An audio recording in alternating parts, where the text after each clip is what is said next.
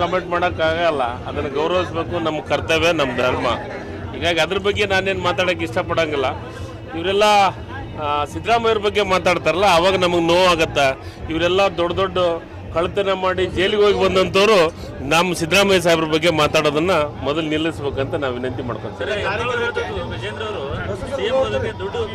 ಸರಿ, ಹಿಂದಿನ ಸರ್ಕಾರದೊಳಗೂ ಬೊಮ್ಮಾಯರಾಗಬೇಕಾತಂದ್ರೆ ಕನಿಷ್ಠ 2,000 ಕೋಟಿ ವ್ಯವಹಾರ ಆದ ಮೇಲೆ ಮುಖ್ಯಮಂತ್ರಿ ಆಗ್ಯಾರಂತ ಹಿಂದಿನೂ ಹೇಳಿದರು. BJP ಸರ್ಕಾರದಾಗ ಎಂದೂ ಜನರಿಂದ ಆಯ್ಕೆ ಆದಂಥ ಸರ್ಕಾರ ಎಂದೂ ಮಾಡಿಲ್ಲ. ಹಿಂದೆ ನಾವು ಇಂಡಿಪೆಂಡೆಂಟ್, ನಾನು ಗೆದ್ದಿದ್ದೆ, ನಾವು 5 ಮಂದಿ ಹೋಗಿ ಸರ್ಕಾರ ಮಾಡಿದ್ವಿ, ನಮ್ಮನ್ನು ಅನರ್ಹ ಮಾಡಿದರು. ಅದಾದ ಮೇಲೆ ಆಪರೇಷನ್ ಕಮಲ ಮಾಡಿ ಮತ್ತೆ ಸರ್ಕಾರ ಮಾಡಿದರು. ಸರ್ಕಾರ ಮಾಡಿ ಅವ್ಯವಹಾರ ಏನು ಮಾಡಬೇಕಾಗೈತಿ ಎಲ್ಲ ಮಾಡಿ ಈಗ ಮನೆಗೆ ಕಳಿಸ್ಯಾರ ಈ ರಾಜ್ಯದ ಜನರು. ಇನ್ನೂ ಸಮಾಧಾನ ಕುಂದ್ರಂತ ಆಗ್ತಾ ಇಲ್ಲ ಅವ್ರಿಗೆ.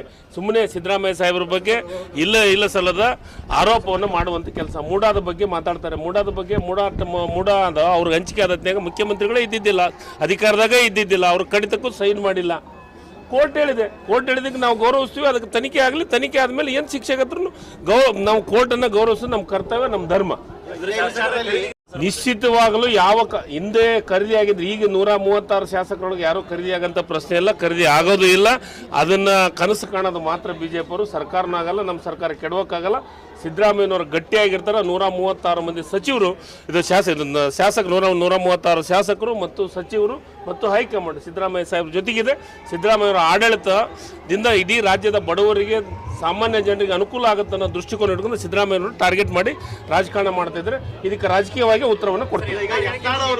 ನಮಗದ್ರ ಅವಶ್ಯಕತೆ ಇಲ್ಲ. ಯತ್ನಾಳ್ ಅವರೇ ದಯಮಾಡಿ ಕಾಂಗ್ರೆಸ್ಸಿಗೆ ದುಡ್ಡು ಖರ್ಚು ಮಾಡಿ ಶಾಸಕರನ್ನ ಖರೀದಿ ಮಾಡೋಂಥ ಅವಶ್ಯಕತೆ ಕಾಂಗ್ರೆಸ್ಸಿಗಿಲ್ಲ.